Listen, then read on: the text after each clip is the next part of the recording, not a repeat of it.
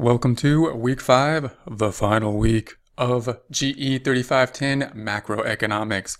Remember that this is the final week, and that means we don't have any late work, and anything that we need to take care of from a logistics standpoint, we need to do so, or we'll have a lot more control doing so before the close of the class, that close happening on Sunday.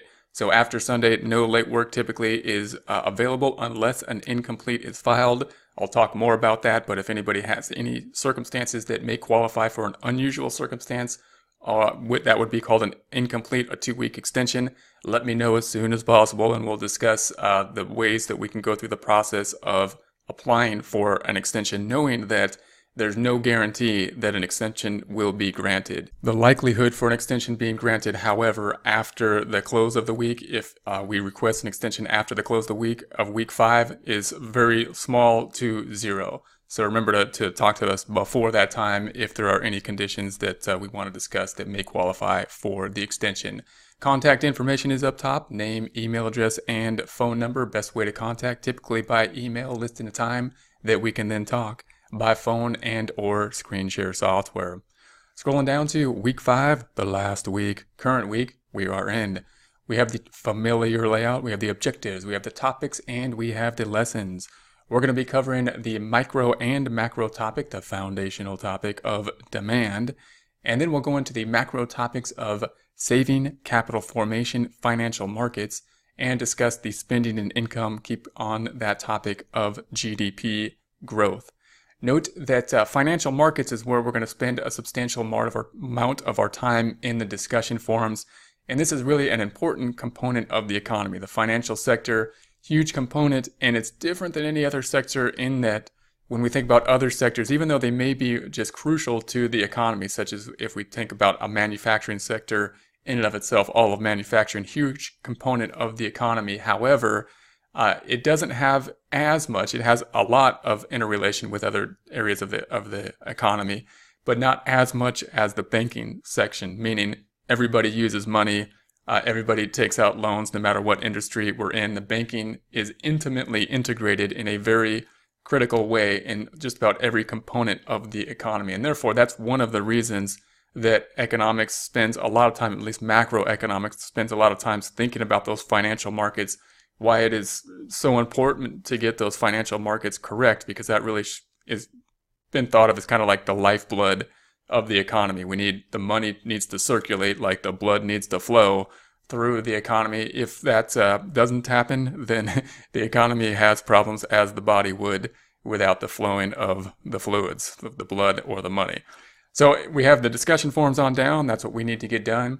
Remember that discussion forums are worth 21% of the grade. You have the most control over the discussion forums, and therefore strategy for this class, as well as any class, would typically be get full credit, 100% of the 21% of the discussion forums, so that if we can't get full credit on some of the other areas of the course, such as the quizzes and exams, we have more points to pick up in this area. How do we do so?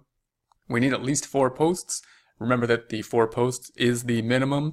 Very likely that students may not get there in the minimum if the posts are less than great posts, but that's okay because we can still continue to get there by posting more posts, because the discussion forums accumulate upwards, which is a bit different than other types of assignments, and therefore any post can add more points as long as we're adding new content that is related to economics, that is using economic terminology, that is addressing issues with the tools of economics. If we copy and paste anything to the discussion forums, remember that we want to reference what we have used, do not plagiarize, and to get full credit, we want to review what we have put in place in our own words, put it in your own words, and or critique it. These are very debatable topics.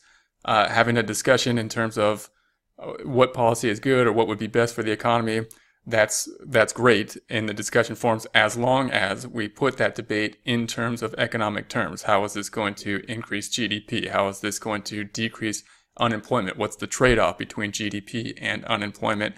How can our economic tools help us to make those type of decisions and determinations? Then we have the assignments. We've got the homework and the quizzes. Most of this, of course, will be done up here in McGraw-Hill's Connect, as we know by now. However, although most of it is done up here in McGraw-Hill's Connect, It's not all listed up there in McGraw-Hill's Connect, and although most of it is not done here in Moodle Rooms, this is your list. This is your go-to spot to make sure to check everything off, make sure that you get everything done, don't miss anything, especially for all the weeks. Double check these homework assignments, which are oftentimes or have been in Moodle Rooms, not always in McGraw-Hill's Connect. Don't miss those. Make sure to pick those up. And then we have the quiz down here. Quiz, final, very important. A lot of points resulting in the final. Huge component of that quiz's grade, probably but worth the most points within this portion of the course at this point in time. Therefore, don't get a 0 on the final. You must take the final by the end of the course, or else you'll get a 0 on the final unless you get a 2-week extension. So make sure to pick that up. We don't have as much leeway at all on the assignments or the homeworks either, as we typically do in other weeks. All work needs to be in by Sunday by the close of the class. However, the final is going to be typically worth more points than anything else we can do. So therefore, if you run into a time constraint, take the final. Don't get a 0 on the final.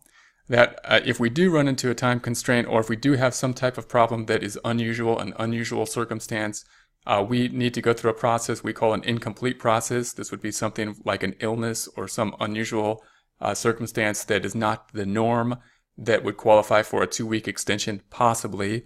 But in order to do that, we would need to file a 2-week extension called an incomplete.